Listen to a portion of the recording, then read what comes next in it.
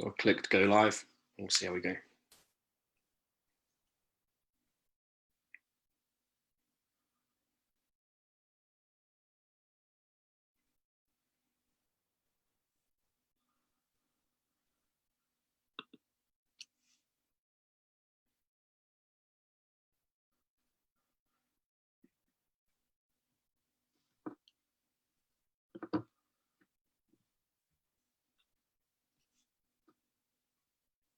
Hey everybody, welcome to Unpack Lunch on this Wednesday lunchtime.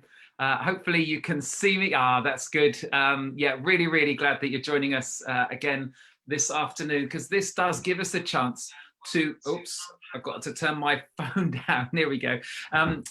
Yeah, this gives us a chance to kind of look back on Sunday's talk, to delve a little bit deeper, to ask some questions. And so as we go through this next half an hour, if there's anything from Sunday's talk that you wanted to ask Jonny about, just put it into the chat and we would love to ask those questions. So just to very quickly say hi to Jan and to Kev. Thank you so much for joining.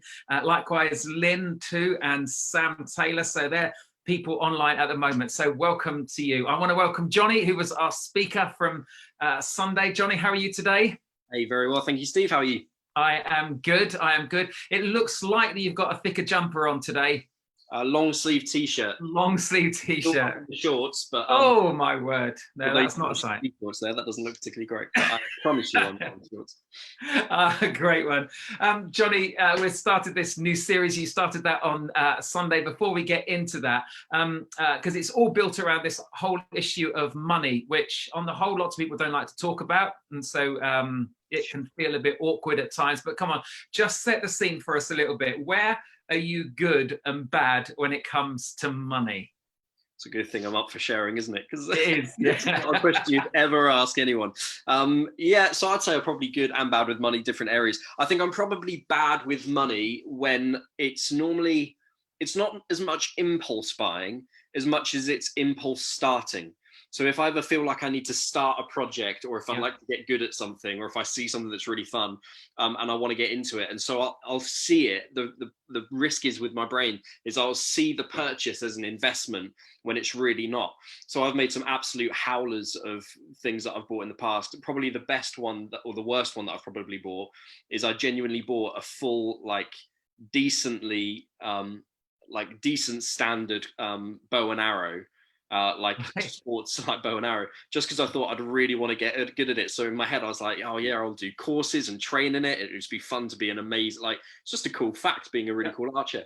So I knew a guy who was selling one, and so I bought it. I can't remember how much it was for, but it was probably more than most people would spend on a bow and arrow. And the worst thing about it is that it was wrong-handed. So it turns out I'm a left-handed bow and archer, and it was right. So I've never used it. I'm pretty sure it's still in my parents' attic. So if anyone would like to buy a bow and arrow, they can do that. You can get that. I bought a 12-string guitar because I thought it would be cool. Why I thought a 12-string guitar would be cool, I'll never know. I think it's because I saw one YouTube video of a really cool 12-string guitar player, and I thought I want to learn how to do that. So I bought a 12-string guitar and sold that again probably about a year later. I bought a bike recently thinking I was going to get into cycling, and had to redo it all up, and I'm literally one part away from finishing it, but I don't want to put it in because it means I'm going to have to start cycling. So I'm not good with that.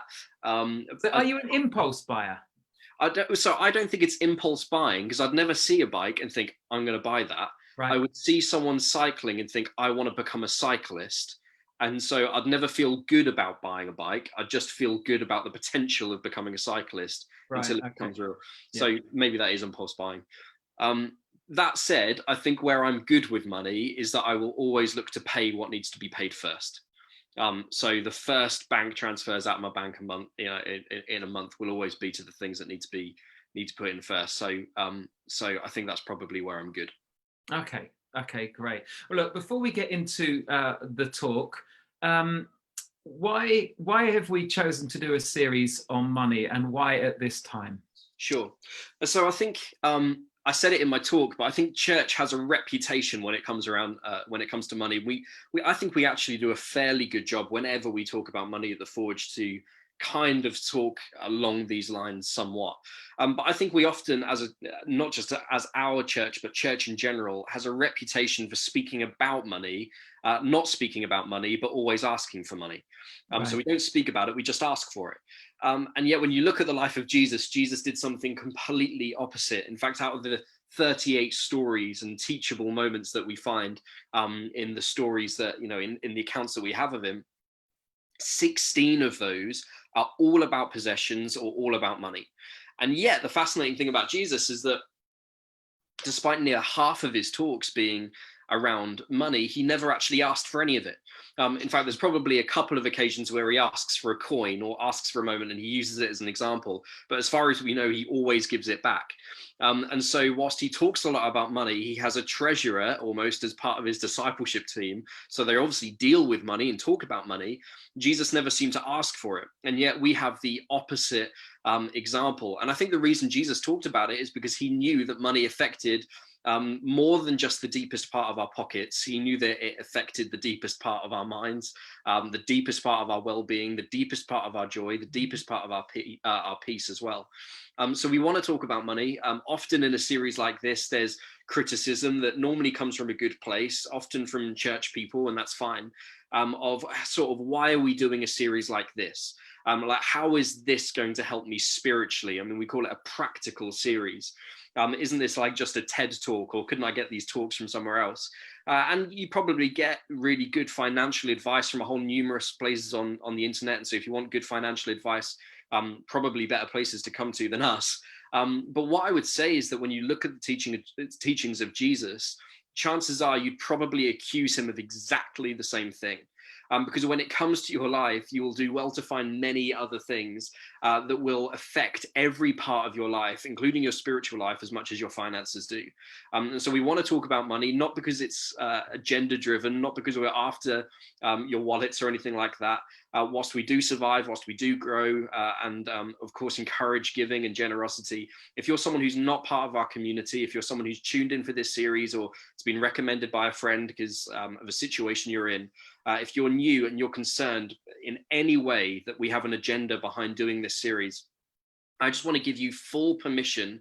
I want to give you full permission to watch and join in without giving anything to us. And so to do that, what we've done as part of this series is ask a question, assuming that your money is good for you. What would your money say to you if it could talk? Brilliant. Okay. Thank you. So this is not a big appeal 3-week series. No. Okay. I mean, we have those, but we will we'll wait for that. Yeah, sure. Okay. Just welcome to Sophie Keegan for watching. Thank you so much. Joe, thanks for joining us too. And also Marchi, all the way from Croatia. Welcome to you as well. Love it that you join us. Becca Wall, Joanne, as well. Thank you for joining us here today.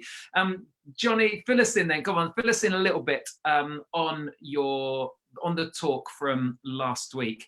And just before you do, while that happens, can I just encourage you, if you're watching this, I would love for you to put down any questions that you want to ask. Just put them into the chat here this lunchtime, and you put it in, I'll ask Jonny the question, and he'll bring the answer. All right, so make use of this over this next little while. We'd love it to be kind of a two-way dialogue or three-way dialogue between Jonny, I, and yourselves. Welcome to Finn. Hi, everybody. And welcome to Brenda too. Right, Jonny, go with your talk. What were the highlights of your talk? So what would your money say if it could talk, assuming that it was in your corner, assuming as if it was cheering you on and wanting the best for you? And so I said one of the things I reckon your money would say if it could talk would be along the lines of this. It would be that I can give meaning to your life, but I'm not the meaning of life. I can give meaning to your life, but I'm not the meaning of life. In other words, I said that money is like a means to an end. It's not the goal. So you have to decide what that end is going to be.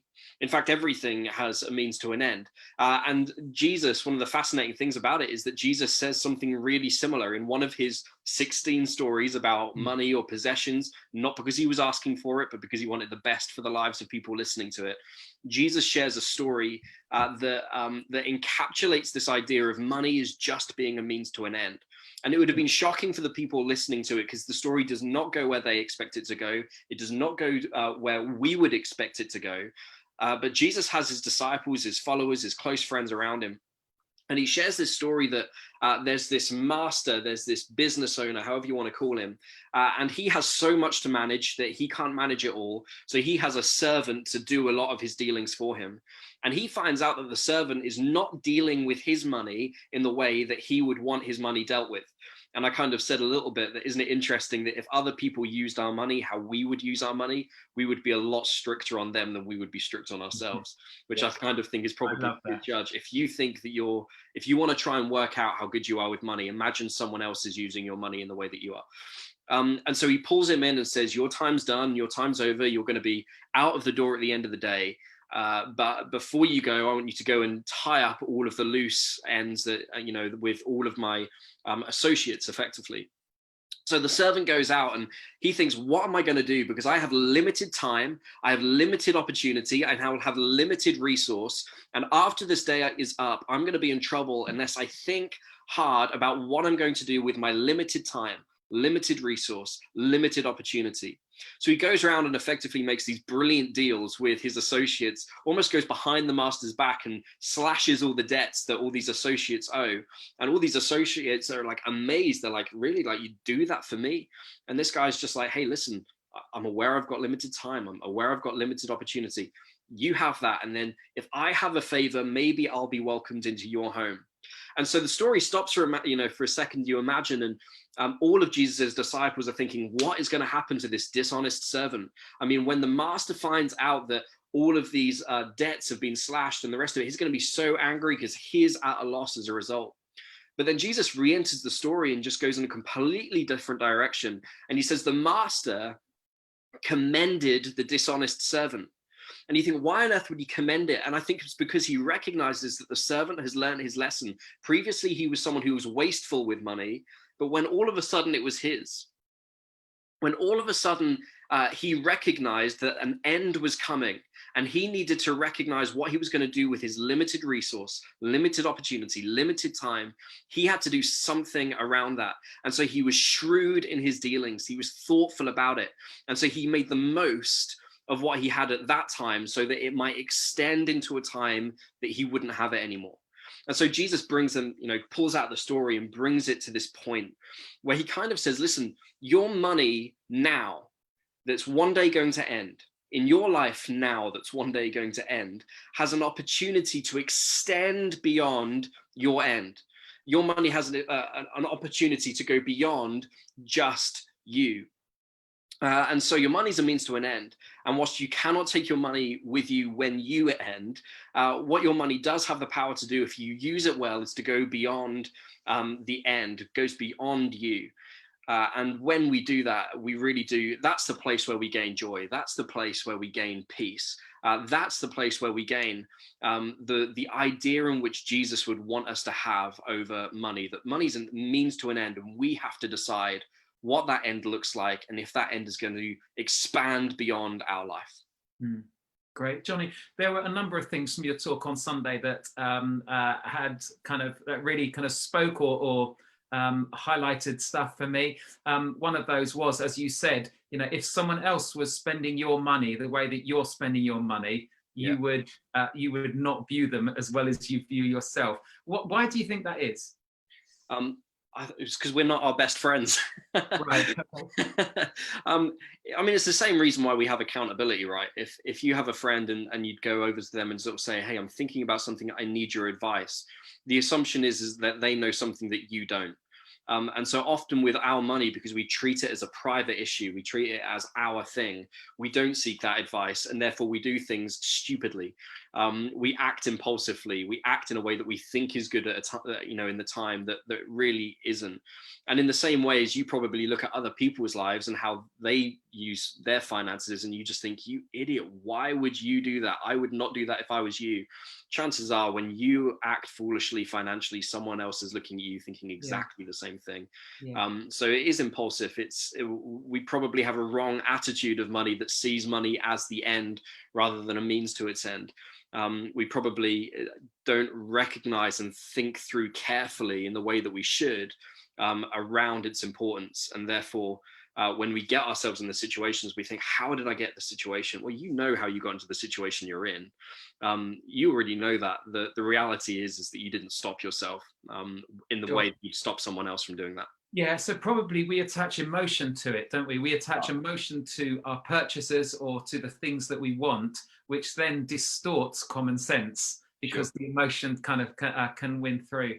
Yeah, so I love that. I loved your story at the end of Jack, of just of the change of thinking that he had towards money as you gone through your running mates, and yeah, and just of how he viewed things differently. Now, one of the things which came through really, really strongly is you said that everything has a meaning and has a means to an end.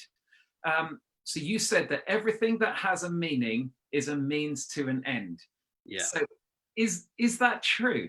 Yeah, I think so. And the reason we might kind of be put off by that comment initially is that whenever we talk about something or someone being a means to an end, we normally treat it in a negative context. We normally think of, oh, is that just a means to an end? We sort of dismiss it. It's not important.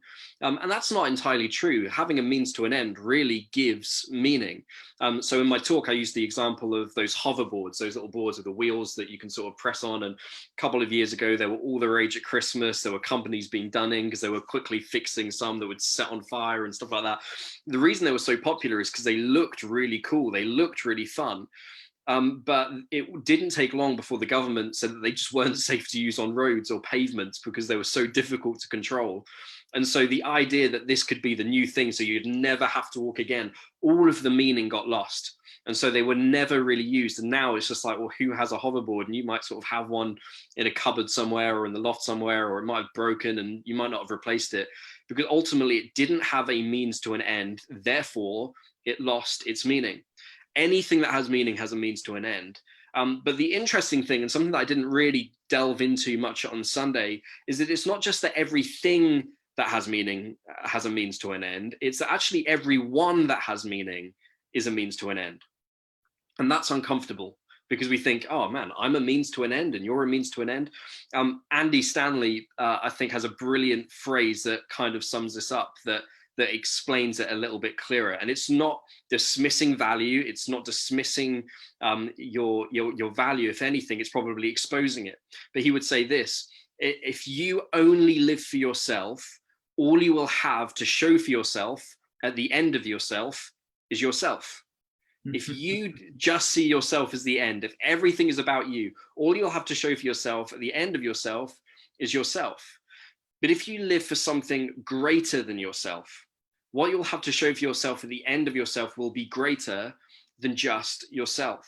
So in the same way as financially, you might decide, hey, I can use this money just for me. I can use this money as an end just for me. At the end of you, that's where that money stops because you've used it for your end. And you can use it for something that goes beyond just you, that lives on after you. The same can be true with your life. You have to decide what you're living for. And so it's not just true that everything that has meaning is a means to an end. It's also true that everyone that has meaning often decides to live for a greater end than just themselves. And the good news is, finally, would be that you get to decide. You get to decide what your end is going to be. You get to decide what you're going to center your life around. You have to decide what is going to be your end and what you're going to be shooting for. Okay, go on. So dig into that just a little bit more then, Jonny. How is it that we or our money can go beyond ourselves? Sure. So I think the best place we can possibly see this is kind of in the worst possible place that we'd ever want to see it, and that's in funerals.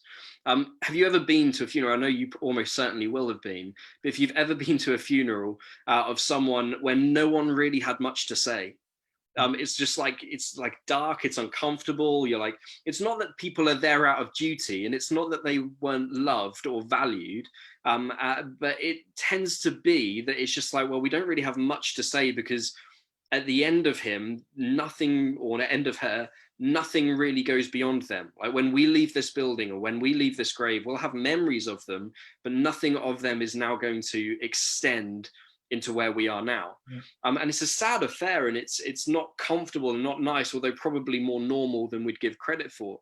But there are other kinds of funerals, and I've been able to go to a couple where, whilst it is devastatingly sad, there is something about it that is warming.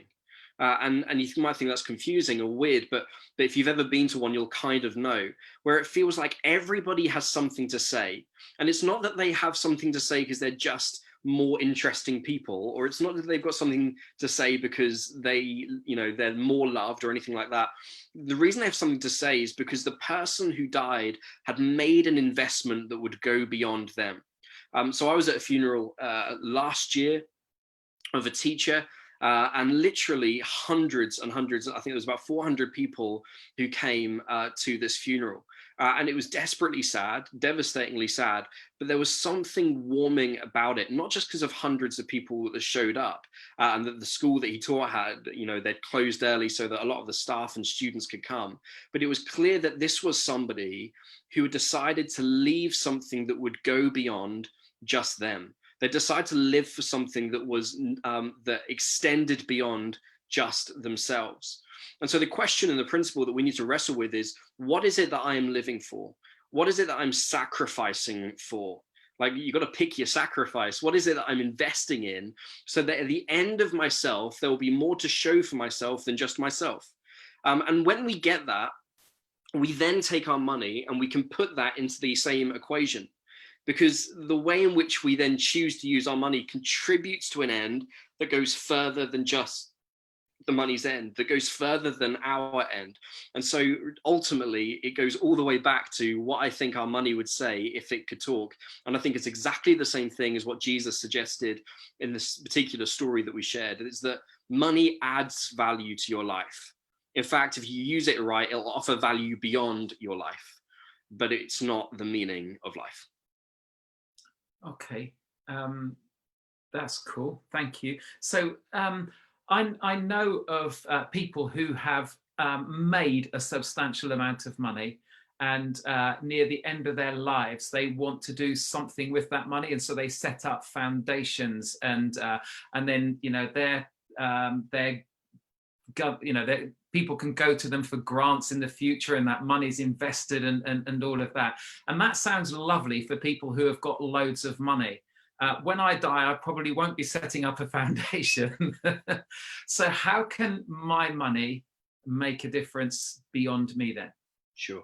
And so I almost want to cop out slightly and say that this Sunday, I kind of know the route that you're talking about. And so a lot of that, I think, and would hope, would be kind of found in some of the principles that we're probably going to be looking at then. That said, I think it's easy when talking about giving money, when it's talking about using money wisely, of just thinking, well, that's all right for them.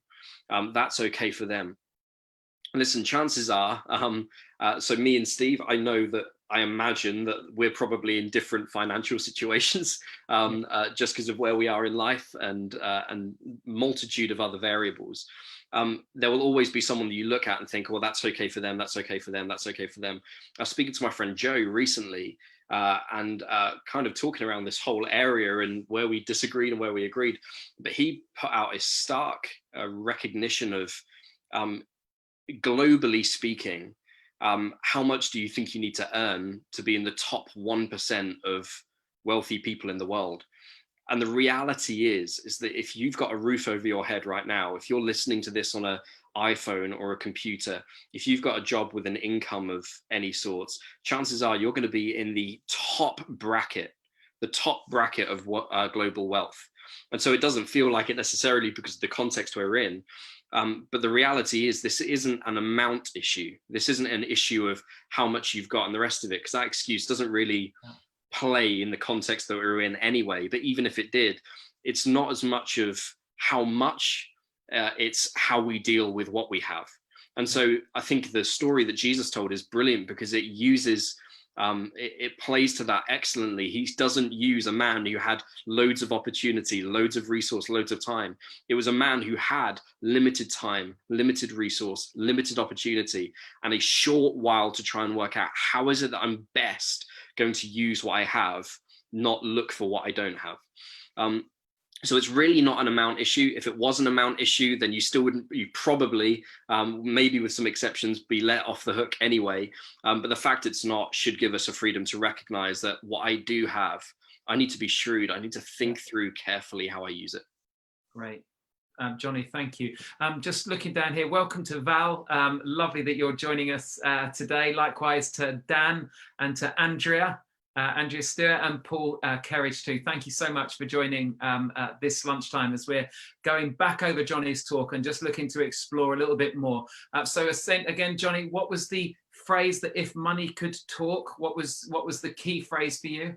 It would be, I think, if money could talk and if it was for us, it would say that I can add meaning to your life. In fact, it might say I can add meaning beyond your life, but I'm not the meaning of life. Brilliant. Brilliant. Okay, so we're going to be coming on to another topic, well, still around the same money issue, but what else money might be saying to us if it could talk this Sunday at 10:30, although you can watch it on catch up afterwards if you're able to. Just having a look. Has anyone got any questions that you want to be asking? Because we've got about another 3 or 4 minutes. If so, you need to get typing really, really quickly. For that. Sam, thank you very much for your comment there. That's really kind. Anyone got a question for Jonny? Make it really difficult. Come on, come up with something. We want to really challenge Jonny. I want to see him squirm in his seat. Jonny, how much do you earn? Oh, no, that wasn't one. No, I was just making that up. The answer is easy, isn't it? Not enough. The answer would be, you decide, Steve. Yeah. If only it was in my power. Yeah. Okay. Well, look, no questions are coming through. So, Jonny, we'll leave it there for now. Thank you so much for what you shared again today. Some really, really wise words. And I hope that, folks, you'll be joining us again next Wednesday as we explore further what our money would say to us if it could talk. So before you leave, Steve, there is a question that's quickly just come in from Jan that's just asking, what is a parable? Oh yes, I've used that phrase a couple of times, and we use that phrase in talks to. What is a parable? You need to say which parable was it that you were speaking from. That's what is a parable? I thought it said what is a parable. Well, a parable, for those who are asking, is just a story that Jesus told. What is the parable? I can find the exact reference, although I'm going to search it up just because I really don't want to be wrong and for this to be in an archive forever. So let me find that for you, because otherwise it is going to be embarrassing if everyone looks back on this and says, hey, remember that time that Jonny said this about the Bible and it wasn't true? Yeah. It will be clipped up and someone like Ben Lasky will put it all over Twitter and everyone will laugh. That's my biggest fear in life.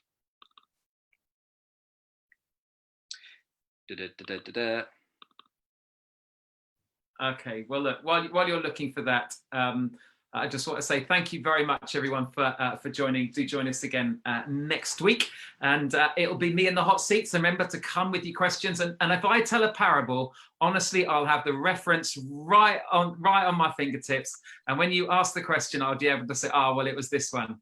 Cool. Well, I'm really glad I checked, because I was going to say Luke 15, and it's not. It's Luke 16. No, so I'm really glad I checked. Luke 16. So Luke, doctor who followed around Jesus, who wrote an account of Jesus' life, and in the 16th chapter, because he had lots to say. That's where the parable can be found. Great, Jonny, well done. Thank you. Jan's just sent a heart. So isn't that lovely? Yeah, good one. Hey, folks, thank you. Jonny, thanks so much. We'll talk again next week. Thank you.